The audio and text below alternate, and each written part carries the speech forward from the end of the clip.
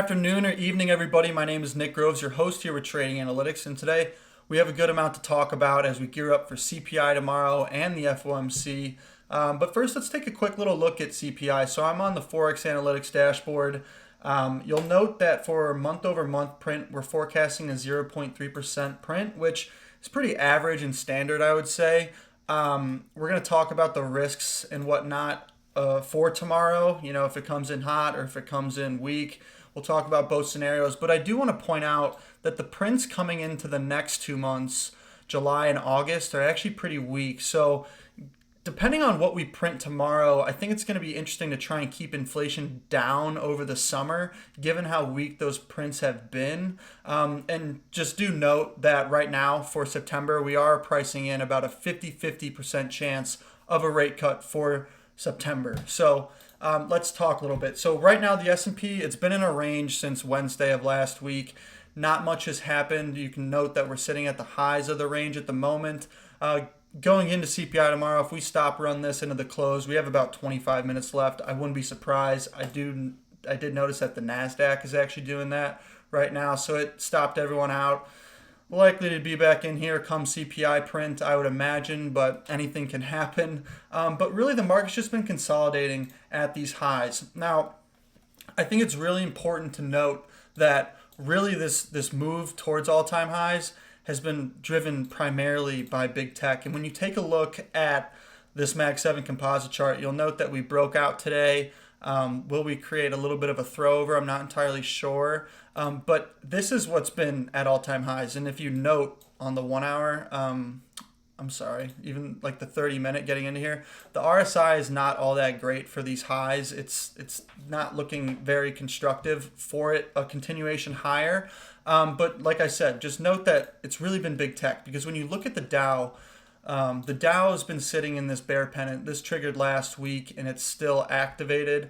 That actually points the Dow Jones futures much lower, closer towards 37K. So could we see that occur? I think it's possible. I mean, if you look at the Russell's also making, lower highs, and it's just been trading in this descending channel. It's not looking all that great. And I know this is the cash contract for IWM.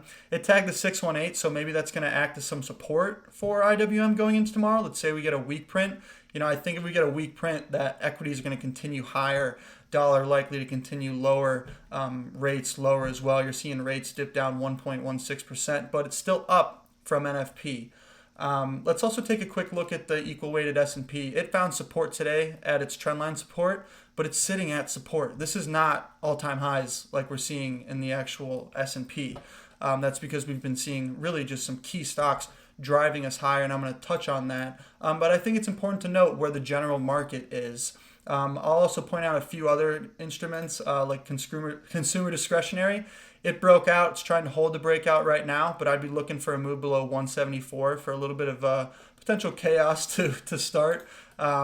It's been overall pretty strong, though. Higher lows. We've yet to see a higher high, but it looks like it's ready to break out, so that could aid on a weak NFP.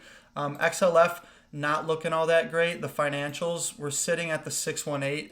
So this is something that I would alert up if I were you for tomorrow to see where we're trading following all of that data coming out. And then XLU, the utilities have been so strong lately, and they're sitting in this bull flag that I think could play out. And I think I've pointed out to you guys before in the past that I'm also looking at this S&P as in a potential bull flag as well that actually points up towards 5,600.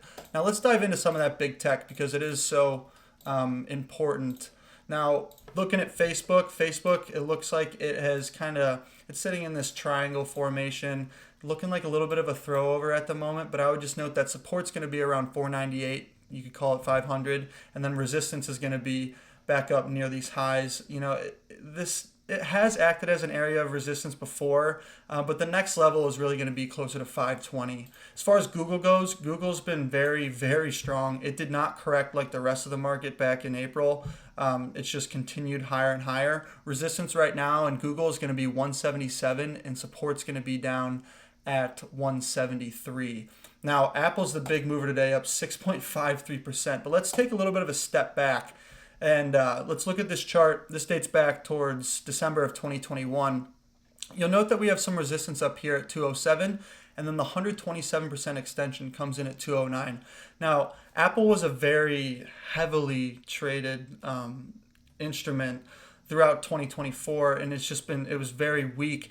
Then it broke out, and you've seen this surge higher. Will it continue? I'm not entirely sure, but you can note that this volume wick is quite high. So, not sure if I'd want to start fading it, but food for thought, right? As far as Amazon goes, I was diving pretty deep into Amazon earlier. From the lows, or I'm sorry, from the highs in May to the lows towards the end of May, we did stall at the 786, and it does look like a little bit of a head and shoulder pattern. I know I'm excluding this wick down here, but it looks like if this were to play out, that Amazon would be breaking down towards the end of June, closer to towards the beginning of July.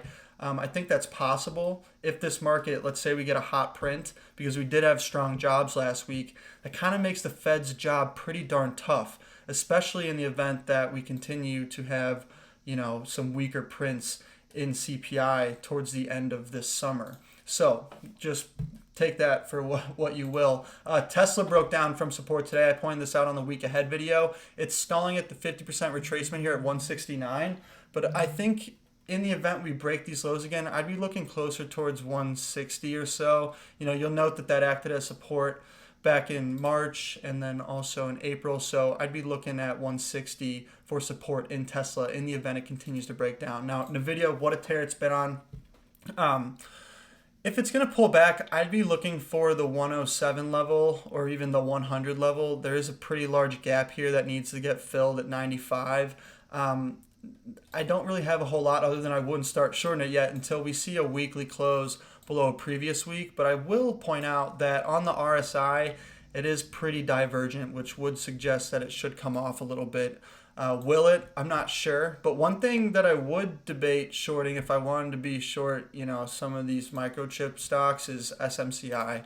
SMCI has been sitting on support pretty much since the beginning of June. I think if we break 760, that trying to play somewhere closer to 600 isn't the worst idea. You've seen some pretty strong moves in the SOX index, these semiconductor index, divergent at the highs. SMH also sitting up here. So if it's going to take a breather, if we get hot CPI, that's a stock that I would consider shorting. Now, I'm going to give you guys one other stock pick, and this is one that a buddy of mine suggested to me, or he'd asked me to take a look at, so I did. This stock, SnowFlake, has fallen roughly, I think, 25% since the highs of May.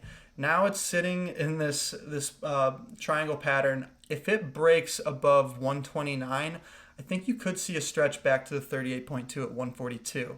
Your risk is pretty well defined. You have very divergent RSI. This is a typical textbook 3 drive.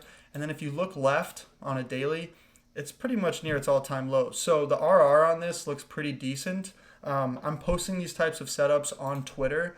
You can find us at Trading Analytics. I post videos like what you're watching, and then also, a bundle of different stocks and tickers for you all to take a look at, and also some general market news. So if you like what you just listened to, please give us a follow, and I will be updating us during CPI and FOMC tomorrow. So thanks so much, and hope you have a great evening.